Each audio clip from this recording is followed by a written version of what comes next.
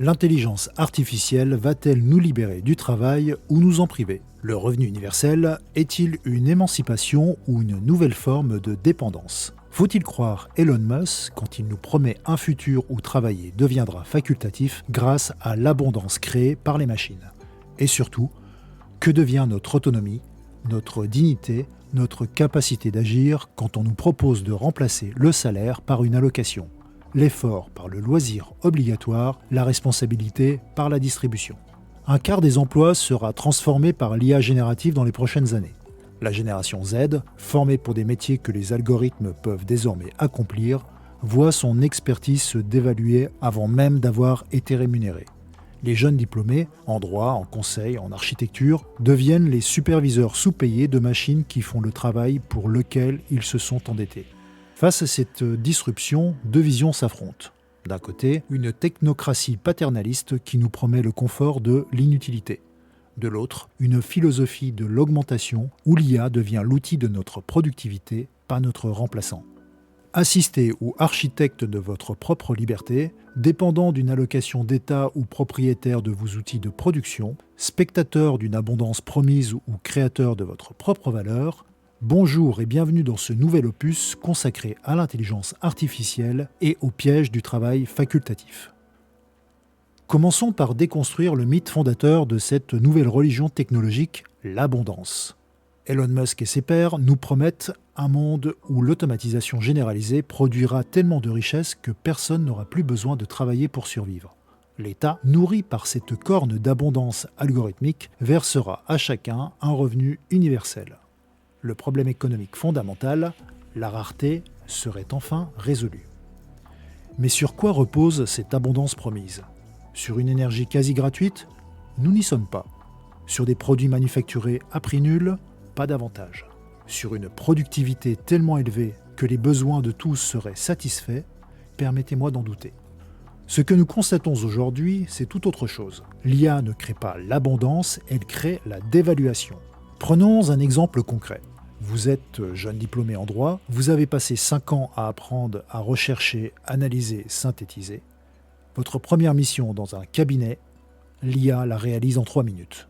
Votre expertise, si chèrement acquise, se trouve instantanément démonétisée. Vous pensiez que l'IA vous libérerait pour des tâches à plus haute valeur? Illusion. Vous êtes devenu le modérateur sous-payé d'un algorithme. Vous ne créez plus, vous validez. Vous ne pensez plus, vous supervisez. Et c'est précisément dans cette dévalorisation systématique du travail qualifié que s'enracine le projet du revenu universel. Car lorsque votre expertise ne vaut plus rien sur le marché, comment justifier votre rémunération autrement que par une allocation d'État? Voilà le véritable visage de l'abondance promise. Non pas la prospérité pour tous, mais la dépendance institutionnalisée. Il y a quelque chose de particulièrement triste dans le timing historique de cette révolution technologique. La génération Z a grandi avec une promesse simple. Investis dans ton éducation, acquiert des compétences et tu seras récompensé. Ils ont suivi les règles, ils se sont endettés pour leurs études, ils ont accumulé diplômes et certifications, et maintenant, alors qu'ils arrivent sur le marché du travail, on leur annonce que les tâches pour lesquelles ils ont été formés, la rédaction, l'analyse de données, le code basique, la recherche documentaire sont automatisables. Une étude récente sur l'économie américaine révèle qu'un quart des emplois sera transformé par l'IA générative. Transformé, notez bien. Pas supprimé, transformé. C'est-à-dire vidé de sa substance créative, réduit à une fonction de supervision. Imaginez un jeune architecte dont les plans préliminaires sont générés par une IA. Un consultant dont les analyses de marché sont produites automatiquement. Un graphiste dont les premières esquisses émergent d'un prompt. Que reste-t-il de leur métier? La validation, le contrôle qualité, la gestion de l'outil.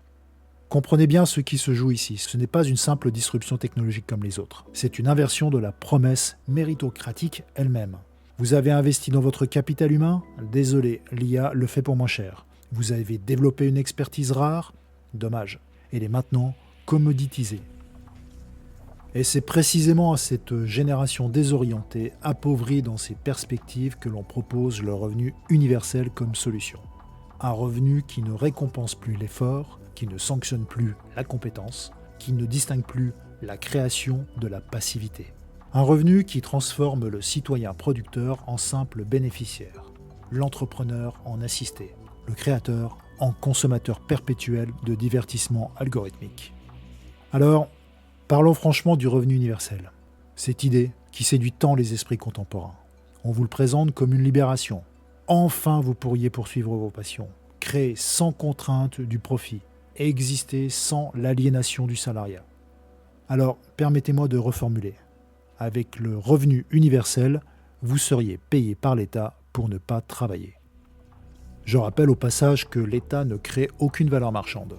Payer par l'État signifie simplement de la spoliation de revenus des uns pour être alloué aux autres. Et ce, avec toute la toxicité que cela implique. Bref, votre existence serait financée non pas par ce que vous créez, mais par ce qu'une instance supérieure décide de vous allouer. Mesurez bien la nature exacte de cette relation. Si vous ne négociez plus votre valeur sur un marché, vous ne démontrez plus votre utilité par ce que vous produisez. Vous recevez une allocation déterminée par un processus politique dont vous dépendez entièrement. C'est la définition même de la dépendance systémique. Et cette dépendance a des conséquences anthropologiques profondes. Elle rompt le lien fondamental entre effort et récompense. Elle dissout la responsabilité individuelle dans un système de distribution collectif. Elle transforme le droit à la liberté en privilège accordé. Alors, vous me direz, mais s'il y a produit tant de richesses, pourquoi ne pas les redistribuer ?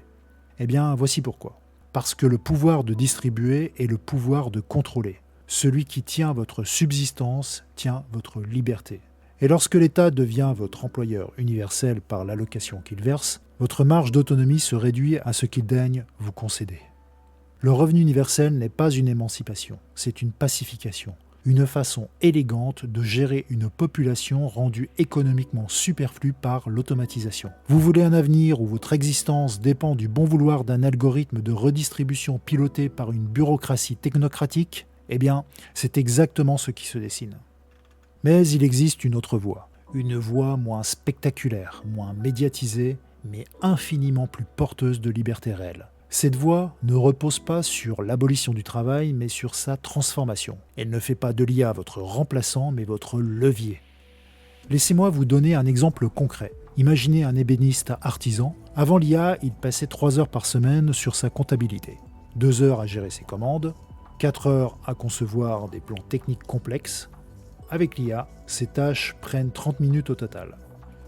Que fait-il du temps libéré ? Il ne le passe pas à contempler l'abondance promise, il le réinvestit dans ce qui fait la valeur irremplaçable de son travail. Le choix du bois, le geste unique, la relation avec le client. Il ne travaille pas moins pour gagner pareil, il travaille autant pour créer plus de valeur. Chaque heure à l'atelier devient plus productive. Son revenu augmente non pas par allocation, mais par la multiplication de sa capacité créative. Et surtout, il reste propriétaire de son outil de production, maître de ses choix, souverain de son temps. Vous, entrepreneur, vous pouvez faire la même chose. L'IA peut gérer votre administration, automatiser votre prospection, optimiser votre production de contenu. Ce n'est pas elle qui construit la vision stratégique, ce n'est pas elle qui noue les partenariats décisifs, ce n'est pas elle qui prend le risque et assume la responsabilité. Aujourd'hui, un entrepreneur seul avec l'IA peut accomplir en 6 mois ce qui prenait autrefois 3 ans à une équipe de 5 personnes. Non pas parce que l'IA le remplace, mais parce qu'elle l'augmente. Alors pour moi, c'est en ça que se trouve la vraie révolution. Pas l'abolition du travail, mais sa démocratisation. Pas la dépendance à l'État, mais l'autonomie amplifiée par la technologie. Nous voici donc au carrefour. D'un côté, une technocratie paternaliste qui vous promet le confort de l'inutilité, qui vous offre un revenu en échange de votre souveraineté, qui fait de vous un consommateur perpétuel nourri par des algorithmes de recommandation, distrait par des divertissements sur mesure, pacifié par une allocation mensuelle. De l'autre, une société où l'IA devient l'outil ultime d'émancipation individuelle, où chacun peut amplifier son talent, son jugement, sa créativité. Où le travail ne disparaît pas mais se recentre sur ce qui est authentiquement humain, la vision, le risque, la relation, le geste unique. Donc, la question n'est finalement pas « serez-vous remplacé par l'IA ?», mais plutôt « accepterez-vous d'être mis sous tutelle au nom de votre protection ?» Choisirez-vous la sécurité d'une allocation garantie ou la liberté d'un travail maîtrisé ? l'artisanat confortable ou l'architecture de votre propre existence. Nous sommes à un moment charnière de notre civilisation. Les choix que nous faisons maintenant, dans notre rapport à l'IA, dans notre conception du travail, dans notre exigence d'autonomie, détermineront si la technologie nous émancipe ou nous asservit. Elon Musk vous propose un monde où vous n'aurez plus à travailler. Je vous propose un monde où vous choisirez de travailler, mais où chaque heure de travail sera décuplée en valeur, en sens et surtout en liberté. Le choix vous appartient, mais choisissez-en connaissance de cause. Si cette analyse vous a fait réfléchir, partagez-la. Si elle vous a mis en colère, débattez-en, mais surtout ne laissez pas d'autres décider pour vous du futur que vous méritez.